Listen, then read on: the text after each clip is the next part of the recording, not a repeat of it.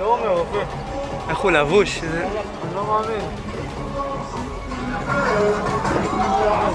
יואו, יואו, יואו, יואו, יואו, יואו. בבקשה תצילו אותנו, בבקשה תציל אותנו הביתה.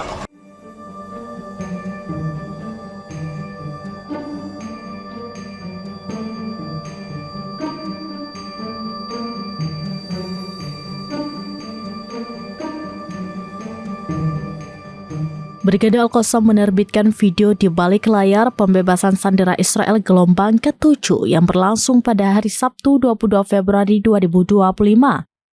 Video tersebut memperlihatkan dua sandera Israel yang seharusnya dibebaskan pada tahap kedua malah duduk di dalam mobil di tengah alun-alun saat Brigade Al-Qassam membebaskan rekan-rekannya.